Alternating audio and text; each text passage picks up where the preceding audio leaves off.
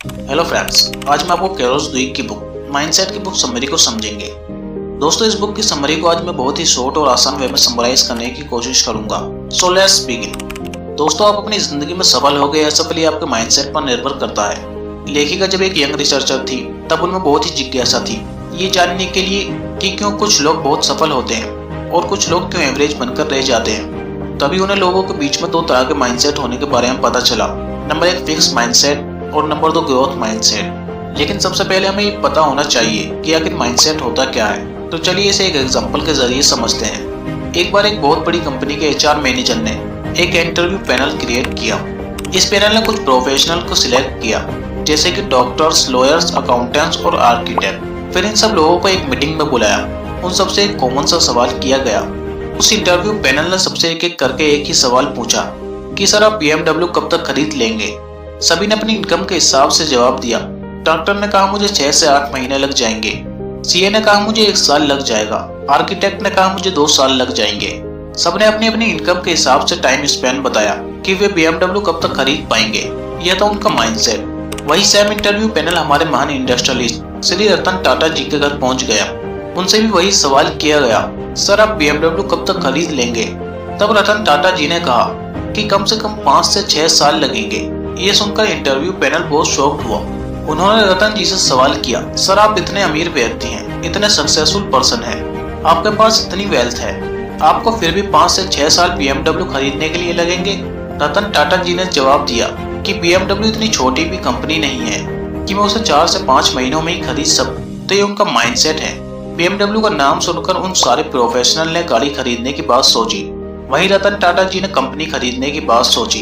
तो इसे ही माइंडसेट कहते हैं। और अब आप ये समझ गए होंगे कि माइंडसेट क्या होता है। तो अब बात करते हैं फिक्स और ग्रोथ माइंडसेट के बारे में। Number 1 fix mindset.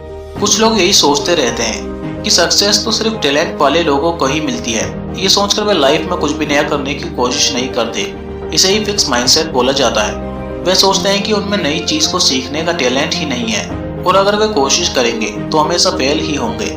अगर वे कोशिश करते भी हैं और फेल हो जाते हैं तो बहुत इंसल्टेड फील करते हैं और दोबारा उस काम को हाथ न लगाने की कसम खा लेते हैं। ऐसे लोग जिंदगी भर एक ही जॉब करते रहते हैं। फिक्स माइंडसेट वाले लोग हमेशा दूसरों की चिंता करते रहते हैं। वे हर काम को यही सोचकर करते हैं कि दूसरे क्या कहेंगे।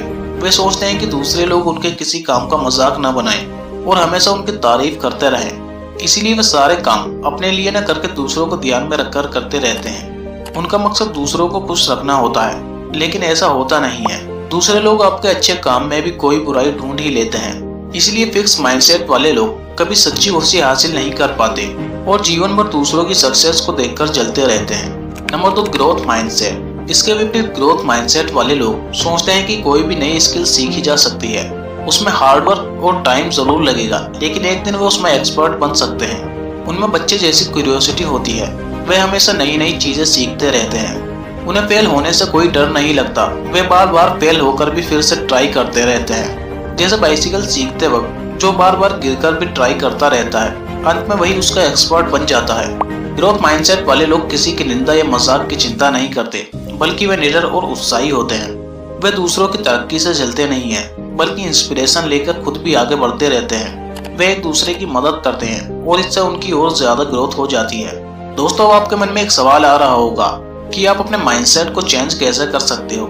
लेकिन उससे पहले आपको ये जानना होगा कि आपका माइंडसेट ऐसा हुआ ही क्यों, इसका क्या रीजन है। वैसे तो इसके बहुत सारे रीजन हैं, लेकिन उनमें से 2 रीजन ऐसे हैं जो हम में से ज्यादातर लोग फेस कर चुके हैं। Number 1 impact of parents on mindsets.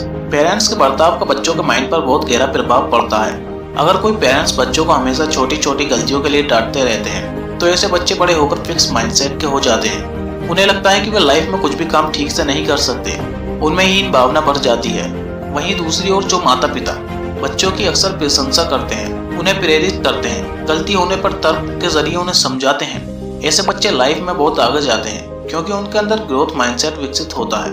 Number 2 impact of teacher on mindsets. दोस्तों, स्कूल के टीचर भी हमारे माइंडसेट प्रभावित करते हैं। कुछ टीचर फिक्स माइंडसेट वाले होते हैं। वे सोचते हैं कि कुछ बच्चे बहुत इंटेलिजेंट हैं और वे लाइफ में बहुत आगे बढ़ेंगे और कुछ बच्चे डफर, वे लाइफ में कुछ भी नहीं कर पाएंगे। इसीलिए वे हमेशा इंटेलिजेंट बच्चों पर ही ध्यान देते हैं और स्लो लर्नर्स की कोई एक्स्ट्रा हेल्प ही नहीं करते।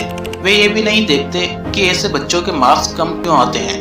उनके लिए क्या ऐसी स्ट्रेटेजी लगाई जाए कि उनके मार्क्स भी अच्छे हो सकें। ऐसे बच्चों का माइंडसेट हमेशा के लिए फिक्स टाइप का हो जाता है। वे सोच लेते हैं कि उन्होंने स्कूल में अच्छा परफॉर्म नहीं किया था, इसीलिए शायद वे लाइफ में कभी भी कुछ नहीं कर पाएंगे। इसके उल्टे कुछ टीचर्स ग्रोथ माइंडसेट वाले होते हैं। वे स्लो लर्नर्स को एक्स्ट्रा क्लास देते हैं या आसान भाषा में एग्जाम्पल्स के साथ समझाते हैं। फेल होने पर भी उन्हें वे प्रेरित करते हैं। ऐसे बच्चे कम मार्क्स होने पर भी लाइफ में बहुत तरक्की करते हैं। इसीलिए टीचर्स को भी अपने बिहेवियर को ग्रोथ माइंडसेट वाला बनाना चाहिए। तो चलिए बात करते हैं कि आप अपने फिक्स माइंडसेट को ग्रोथ माइंडसेट में कैसे बदल सकते हो। फिक्स माइंडसेट बुरी आदतों की तरह होता है। बहुत बार हम एफर्ट नहीं करना चाहते, हम ये मान लेते हैं कि ये बहुत डिफिकल्ट है। लेकिन इसका सरल तरीका यह है कि किसी भी कठिन काम को टुकड़ों में बांट लिया जाए। जैसे अगर आपको 2000 शब्दों की एक स्टोरी लिखनी है तो एक साथ ना लिखें, बल्कि 500 शब्द सुबह लिखें, 500 दोपहर को, 500 शाम को और 500 सोने से पहले। इस तरह आपको ये काम बोझ भी नहीं लगेगा और आप बहुत ही इफेक्टिवली इसे कर पाएंगे। शुरू में टफ लगेगा, लेकिन हर दिन ऐसा करते रहने से आपको आदत पड़ने लगेगी और आपका फिक्स माइंडसेट बदलकर ग्रोथ माइंडसेट हो जाएगा। तो दोस्तों, आज का ये वीडियो आपको कैसा लगा हमें कमेंट में जरूर बताएं। अगर आपको ये वीडियो जरा सा भी हेल्पफुल लगा हो तो इस वीडियो को लाइक और चैनल को सब्सक्राइब जरूर करें।